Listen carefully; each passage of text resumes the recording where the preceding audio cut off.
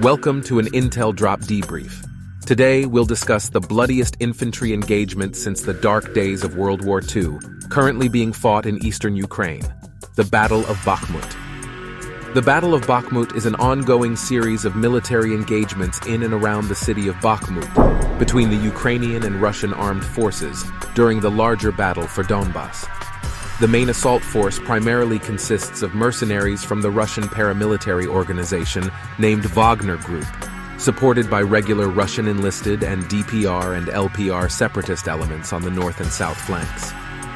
The Wagner Group is a Russian paramilitary organization that has been involved in various conflicts around the world, such as in Syria, Libya, Sudan, the Central African Republic, and Venezuela.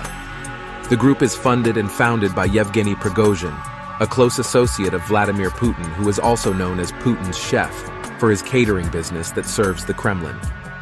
While the paramilitary group has been a highlight in performance for the Russians, the group is accused of committing human rights violations and other atrocities in the countries where it operates.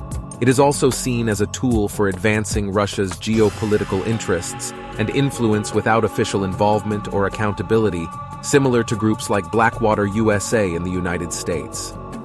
The main battle for Bakhmut started in August 2022, after Russian forces advanced west from the Popasna direction. As of late 2022, following Ukraine's Kharkiv and Kherson semi-successful counteroffensives, the Bakhmut Solidar Front has become the main focus of the war, being one of the few areas of the front lines in Ukraine where Russia continues to be on the offensive. By March 2023, Russian forces captured the eastern half of the city up to the Bakhmutka River and continues to pull the city into Russia's favor, despite incredible losses sustained by Ukraine's unwillingness to let the city fall. Engagements in Bakhmut have been compared to those of World Wars I and II in terms of intensity. Both sides have sustained significant losses with no meaningful gains.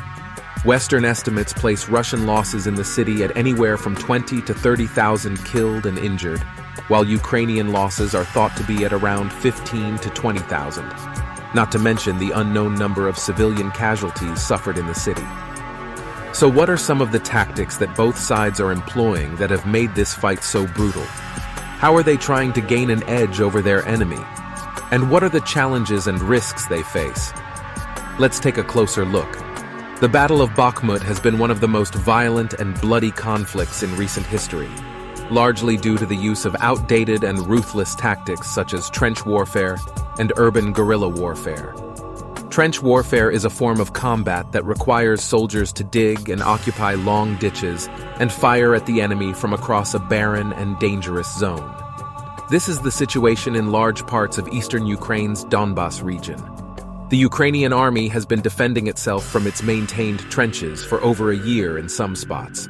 The living and fighting conditions are extremely harsh and perilous, with incessant bombardment, gunfire, drones, and mines. Some experts have drawn parallels between trench warfare in Ukraine to what occurred during World War I, when millions of soldiers perished in muddy ditches. Another reason why Bakhmut has been so grim is Ukraine's top-tier use of guerrilla warfare. Guerrilla warfare is a form of irregular warfare that relies on small groups of fighters who use surprise attacks and sabotage to challenge, slow down, and destroy a larger and more conventional enemy. This strategy dates back to ancient times when Sun Tzu wrote about it in The Art of War, and has been employed by various resistance movements throughout history. One of the variations of guerrilla warfare is urban guerrilla warfare, which takes place in cities where defenders use the urban environment as a weapon. On the other hand, Russia has been using its superior firepower and loose air superiority to pound Ukrainian cities like Bakhmut with missiles and artillery. Russia has also deployed its elite airborne forces to support the Wagner Group's assault squads and help attempt to stop Ukraine's attempts to deliver ammunition and reinforcement reserves to the city. Both Ukraine and Russia have also been employing scorched earth tactics in some areas, destroying infrastructure and resources that could be used by either side. Russia has also targeted civilian areas with indiscriminate shelling and bombing, causing widespread casualties and displacement. Russia has also used cyber attacks and disinformation campaigns to undermine Ukraine's morale and credibility. However, despite its overwhelming advantages, Russia has not been able to achieve a decisive victory or breakthrough in Ukraine's defenses at Bakhmut just yet, and the city's defenders continue to hold on. The Battle of Bakhmut has shown the devastating effects of war on both the combatants and the civilians. The use of trench warfare, urban guerrilla warfare, and scorched earth tactics have resulted in high casualties, widespread destruction, and human suffering. The conflict has also exposed the geopolitical tensions and interests that fuel the violence in eastern Ukraine. The international community should work together to find a peaceful and lasting solution to end the bloodshed and restore stability in the region. We hope you enjoyed this episode of Debrief, where we bring you the latest updates and insights on the war in Ukraine.